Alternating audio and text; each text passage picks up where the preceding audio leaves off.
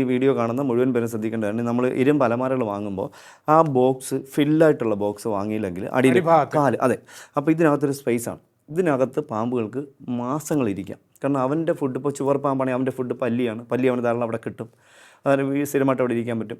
ഈ പല്ലിയെ പിടിക്കാൻ ഈ ചുവർ പാമ്പിനെ പിടിക്കാനായിട്ട് ചുവർ പാമ്പിന് ഇഷ്ടമായിട്ട് ഭക്ഷിക്കുന്ന ഒരു പാമ്പാണ് ശംഖുവരയൻ, വെള്ളിക്കെട്ടൻ. ഈ ചുവർ പാമ്പിനെ പിടിക്കാൻ വെള്ളിക്കെട്ടൻ വീടിൻ്റെ പുറത്തുനിന്ന് അകത്തേക്ക് വരുന്നത്. അപ്പോൾ നമുക്ക് അപകടം ഉണ്ടാകും. പിന്നെ ഈ അലമാരുടെ കാലിൻ്റെ അടിയിലുള്ള സ്പേസിൽ ഈ മൂർഖൻ 15 ദിവസം അവിടെ ഇരുന്നു എന്നുള്ളതാണ്. കാരണം വേറെ എങ്ങും അവിടെ ഇരുന്നിട്ടില്ല. കാരണം അതിനകത്ത് ഒരു 10 ദിവസം മുന്നുള്ള ഉണങ്ങിയ മോഷൻ എനിക്ക് കിട്ടി, അതിൻ്റെ സൈഡിൽ നിന്ന് കിട്ടി.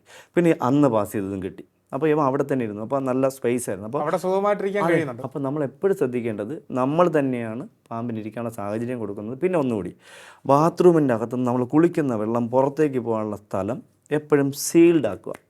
നല്ല ഉറപ്പുള്ള സാധനങ്ങൾ വെച്ച് സീൽ ചെയ്യണം. അല്ലെങ്കിൽ നമ്മൾ ഓപ്പൺ ആണെങ്കിൽ ആ പുറത്തുനിന്ന് കയറി വരുന്നത് ഈ അകത്തെ ഈ നെറ്റ് തട്ടിയിട്ട് അകത്ത് കയറും, നമ്മളറിയില്ല. ഇത് നമ്മുടെ വീടിനകത്ത് തൊട്ടടുത്തുള്ള എന്താ പറയുക ഡ്രസ്സിങ് റൂമിലോ ബെഡ്റൂമിനകത്തോ അല്ലെങ്കിൽ ഈ ബെഡ്റൂമിനകത്ത് ഈ ഇരുമ്പ് അലമാരെ കൊണ്ട് ഇതിനകത്തിരിക്കും, അറിയാൻ പറ്റില്ല. അപ്പം നമ്മൾ അറിയാതെ രാത്രി ചിലപ്പോൾ നമ്മൾ യൂറിൻ പാസ് ചെയ്യാനായിട്ട് വീട്ടിലുള്ളവർ എണീക്കുമ്പോൾ ചിലപ്പോൾ ലൈറ്റ് ഇടണമെന്ന് നിർബന്ധമില്ല.